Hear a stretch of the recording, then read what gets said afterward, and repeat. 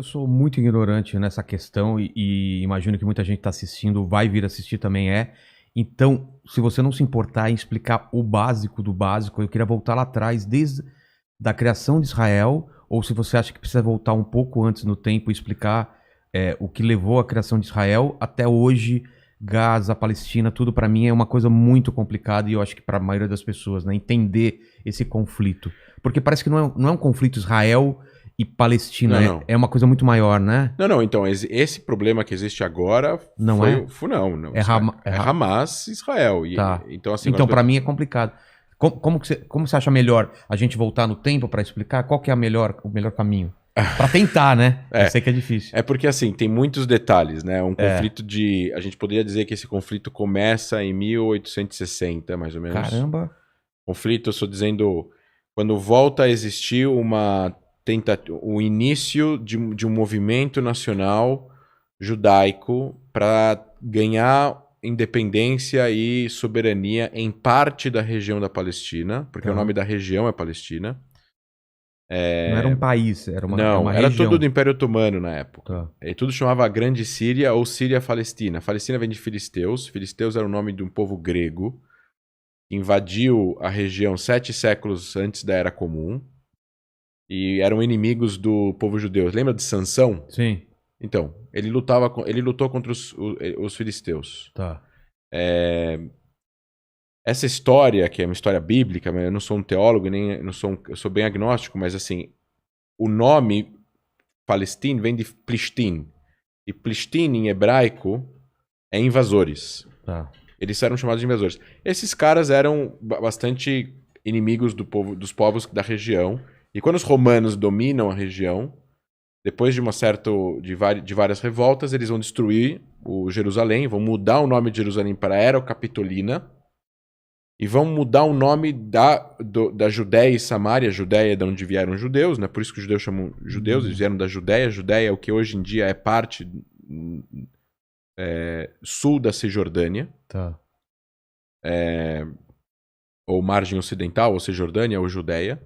E eles vão destruir Jerusalém, e aí os judeus vão ser colocados no exílio. E para poder humilhar, e isso era muito comum entre os impérios naquela época, você muda o nome da região para o nome do inimigo de quem você está expulsando.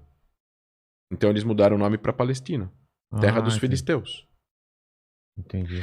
E não tem nada a ver o nome, e eu não estou agora desmerecendo o nacionalismo palestino e nem os palestinos hoje e a sua vontade por autodeterminação, eu super respeito, tenho vários amigos árabes palestinos, mas naquela época a gente não está falando da religião islâmica ainda, porque não tinha, Maomé não tinha, estamos falando de 600, 700 anos antes do Islã existir. Sim. Né?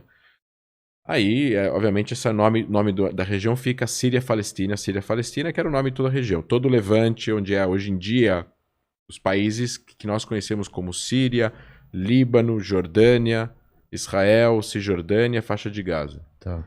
Esse pedaço era o pedaço do Levante, que tá num... Você tem dois grandes planaltos e você tem uns enclaves no meio, e é mais ou menos essa região.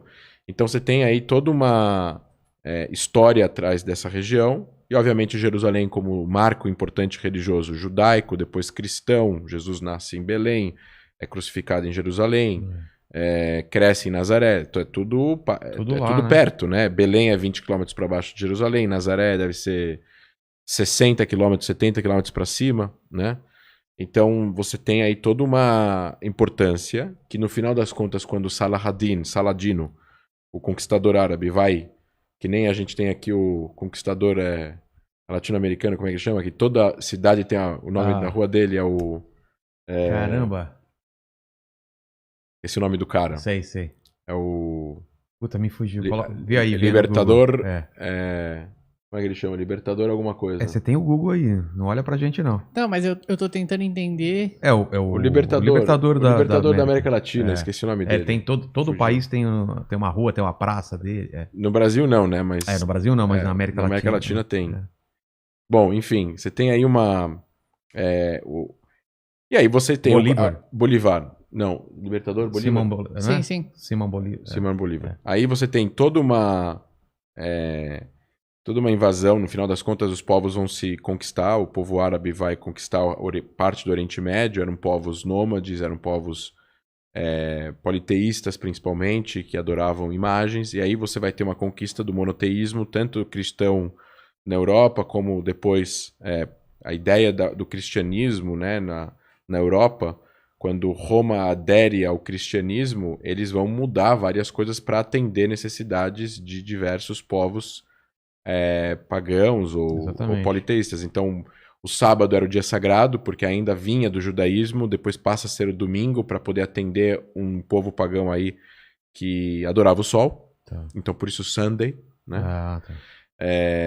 Enfim, você tem aí uma série de coisas relacionadas a essas conquistas e, no final das contas, os árabes vão chegar, conquistar. O Islã vai, obviamente, como uma grande religião monoteísta, depois do judaísmo, depois do cristianismo, vai conquistar Jerusalém e vai construir uma mesquita de Al-Aqsa e o Domo da Rocha, que é aquela cúpula dourada que vocês veem na televisão, no mesmo lugar onde estava o segundo templo judaico que tinha sido destruído pelos romanos. É o mesmo lugar, o mesmo quadrilátero. Caramba, que treta. Pois é. Bela de uma treta. Que treta. E fizeram isso com certeza de propósito. Não, mas não fizeram de propósito no sentido de provocar. Afronta. Não é? Eles fizeram de propósito no sentido de é um lugar sagrado. Cara, alguns lugares, por incrível que pareça, atraem mesmo o sagrado. Dizem até alguns historiadores que eles fizeram para proteger o local sagrado judaico de uma invasão de não sei quem e tal, mas é que hoje em dia as narrativas estão tão polarizadas que falam é meu, é teu, não sei o que, não sei o que lá. No final das contas, eu acho que isso prejudica para tentar resolver no final das contas. Mas, vamos lá. Essa região, no final das contas, cai na mão dos otomanos, que não são árabes, são turcos. Tá. Então, a gente tem que dividir algumas coisas no Oriente Médio. Primeiro, quais são os níveis de identificação? O primeiro nível de identificação é a tribo. É qual família você pertence. Então, você tem várias famílias. Al-Husseini, Al-Saud, Hashemita, você tem Al-Maqdisi, você tem várias famílias grandes, que são milhares e milhares de pessoas que fazem parte dela. E depois, esse é o primeiro nível de identificação. Então vamos supor que tem uma briga entre duas grandes famílias no século XVI. Até hoje não se falam, não podem casar entre eles e o negócio é sério. A segundo nível de identificação é o nível religioso. Então lá você tem, no Oriente Médio, muçulmanos, que são, aí você tem, dentro do Islã você tem os xiitas e os sunitas. Dentro dos sunitas você tem divisões mais moderados e você tem o sunismo mais militante, que é a Irmandade Muçulmana, que da Irmandade Muçulmana saem os grupos Hamas, Al-Qaeda, Estado Islâmico, a Jabhat al-Nusra e por aí vai. Você tem, fora o Islã, você tem os cristãos, dentro do cristianismo você tem os católicos, os gregos ortodoxos, depois você tem os judeus, depois você tem os drusos, que é uma religião que sai do Islã há 1000 anos atrás, mas eles são árabes. Você tem os beduínos, que são muçulmanos, mas não se identificam tanto quanto árabes, como o povo árabe se identifica. Enfim, você tem... É uma confusão. Depois disso, você tem a identificação étnica. Não tem nada a ver com a religião. Então você tem os árabes, tem os turcos, tem os persas, tem os curdos, tem os pachas, que são a galera que mora no Afeganistão. São pessoas totalmente diferentes. Então aí você tem... Os curdos são muçulmanos, mas não são árabes, são curdos. Os turcos são muçulmanos, mas não são árabes, são turcos. Os persas são muçulmanos, mas não são árabes, são persas. E depois você tem árabes que não são muçulmanos. Em Alexandria, os coptas, no Egito, são cristãos, mas são árabes, mas não são muçulmanos. Você tem cristãos no Líbano. Tem cristãos em Israel. 200 mil cristãos moram em Israel, principalmente em cidades como Nazaré e Jaffa, que são cristãos, estão lá há 2000 anos. São cristãos árabes, falam árabe, a língua mãe deles é árabe, mas são cristãos, não são muçulmanos. Então você tem assim, essa é a identificação étnica. Depois você tem a identificação nacional, que é a última, que chega nos últimos 100 anos. Que é se você é sírio, se você é libanês, se você é egípcio, se você é iraquiano, etc. e tal. Mas essas identificações, elas são fortes, mas as anteriores são mais fortes ainda. Por isso que existem guerras dentro desses países, muitas vezes entre as pessoas do próprio país.